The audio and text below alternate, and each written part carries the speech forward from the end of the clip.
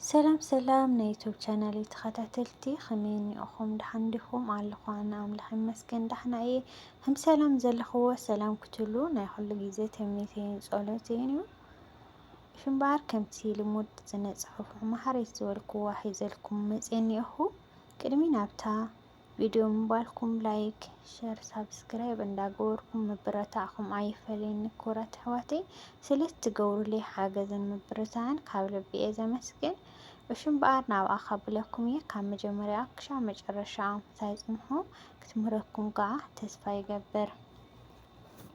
ሓንቲ ማርታ እትበሃል ኣብ ከባቢ 30ታት ዕድመ ኣዶ 4 ቆልዑ ምስ ሰብኣያ ብዙሕ ግዜ ብዝጠቅምን ዘይጠቅምን ይጨቃጨቁን ይኳረዩን ነበሩ። እሞ ካብ መዓልታት ሓደ መዓልቲ በዓል ቤታ ኣብ ደገ ኣምስዩ ደቂሶም እንከለዉ ሰኺሩ ይኣቱ። ማርታ ሓሪቓ ሕጂኸ ኣበይ ኢኻ ኣምሲኻ ኢላ ትቋየቆ በዓል ቤታ ምስ ስኽራኑ እንከሎ ነቲ ቆየቓ ጸሊኡ ንደቁ ገዲፉ ለይቲ ምድሪ ንደገ ወፂኡ ገይሩ ኣይተመለሰን። ማርታ ክምለስ እንዳተጸበየቱ በዓል ቤታ ግን ክምለስ ኣይከኣለን ገይሩ ከይተመለሰ መዓልታት ሓለፎ። ማርታ ደሃይ ሰብኣያ ንምግባር ኣብዘይኣተወቶ ኣይነበራን። ደሃይ በዓል ቤታ ግን ካብ መዓልታት ናብ ሰሙናት ተሳጊሩ። ማርታ ተስፋ ቆሪፃ ምስ ደቃ ኣብ ገዛ ብሻቁለት እንዳተለወለወት ከላ ሃንዴ ቤት ብጎረባቢታ ሰብኣያ ውሽማ ሒዙ ምስ ውሽምኡ ሓድሽ ሂወት ሓድሽ ሓዳር ከም ዝጀመረት ትሰምዕ እሞ እቲ ሃንዴ ቤት ዝሰምዐቶ ወረ ሓቂ ምዃኑ ክተረጋግፅ ላዕልን ታሕትን በለት። ካብቲ ደኻማ ድማ ሓቂ ምዃኑ ኣረጋገፀት። ሽዑ እዩ እቲ ከቢድ ቃንዛኣ ዝጀመረ ልባ እውን ዝተሰበረ። እዚ ሓቂ እዚ ክትቅበሎ ኣይከኣለትን። ናብቲ ስድራቤቱ ከደት እሞ በዓል ቤታ እውን ናብኡ መፀ። ማርታ ይቕሬታ ክሓታ ትጽብያ ነይራ። እቲ በዓል ቤታ ግን ዝገርም መልሲ እዩ መሊሱላ።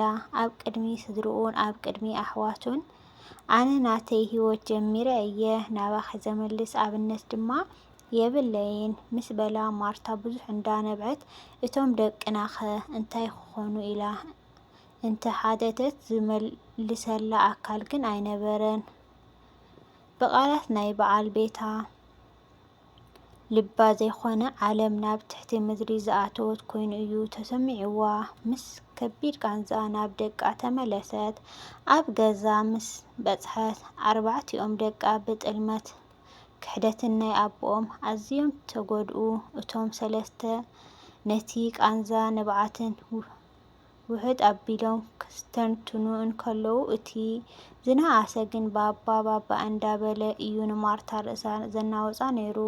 ማርታ ቃንዛ ደቃ ኣብ ውሽጣ ከም ብርቱዕ ኩናት ኮይኑ ከወግኣ እንከሎ ብናይ ሰብኣያ ክሕደት እኳ ኣመና እንተ መረራ ልዕሊ ኩሉ ግን ናይ ስድርኡ ዓገብ ዘይምባሎም እዩ ልባ ብዙሕ ጎዲእዋ።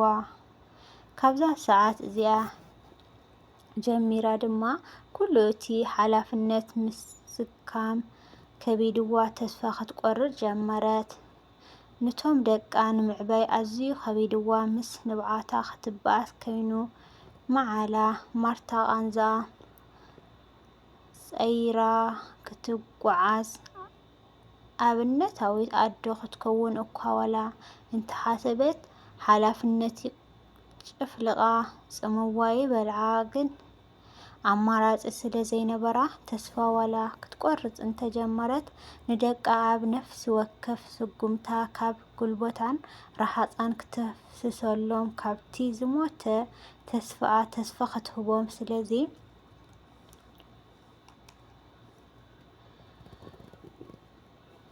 ዝነበራ ትልኽ እንዳበለት ንምዕባይ ደቃ ትቃለስ ነበረት። ማርታ ደርቢኡ ዘይድርቢ እግዚኣብሔር ከም ዘለዋ ተኣምን ስለ ዝነበረት ድሕሪ ብዙሕ ቃልስን መከራን ሓደ ተስፋ ሂወት ዝበሃል መንእሰይ ጎረቤታ ነቲ ኩሉ ፀገም ሰሚዑ ካብ ልቡ ብምድንጋፅ መፂኡ ኣብ ጎና ኮይኑ ኣጆኺ እትብል ቃል እንዳወርወረ ተስፋ ክህባ ጀመረ እሞ ማርታ ሓይላ ከም ብሓዱሽ ክበራበር ተፈሊጥዋ ዝመፅእ እንተመፀ ፀገም ክትስዕሮ እምበር ክስዕራ ከም ዘይክእል ተኣማሚና ንደቃ ብግቡእ ክትከናኸኖምን ክተዕብዮምን ጀመረት። እሺ እምበኣር ክቡራት ተኸታተልቲ ክቡራት ኣሕዋተይ እዛ ፅሕፍቲ እዚኣ ትመስል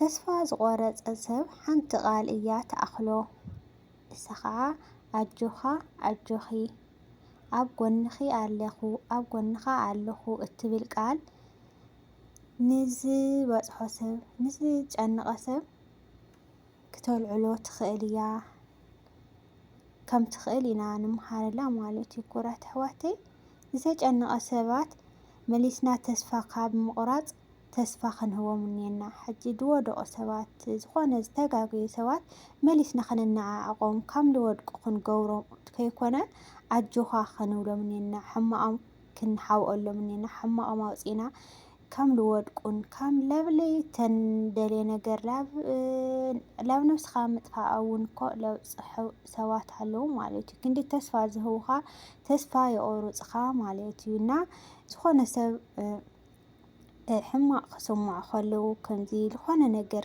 ክጨንቆ ከሎ ኣጆኻ ትብል ቃል ክንደይናይ ቀላል ትመስል ግን ብጣዕሚ ትሕግዘና ክቡራት ኣሕዋተይ ዝተጨነቁ ሰባት ዝሓምቁ ዝኾነ ነገር ዋላ ብሕማቅ ዋላ ብዝኾነ ነገር ክነውድቆም ዘይኮነ ኣጆኻ ክንብሎም እዩ ዘለና። ተስፋ ክነስንቆም እዩ ዘለና። እግዚኣብሔር ኣምላኽ እውን ከምዚ ኣብ ክንዲኡ በቃ ዝኾነ ሰብ እንድሕር ወዲቁ ወይ ከዓኒ ዝኾነ ኮይኑሲ ክነቃልዖ ወይ ከዓ ካብቲ ክነውድቆ ዘይኮነስ ኣጆኻ ክንብሎ እኒአና። ሓጢኣተኛ ድዩ ዝወደቀ ሰብ ድዩ ዋላ እግዚኣብሔር ኣምላኽ ከምኡ እዩ ዝፈቱ ማለት እዩ። ድኹማት ሰባት ኣጆኹም ክንብሎም እዩ ዘለና።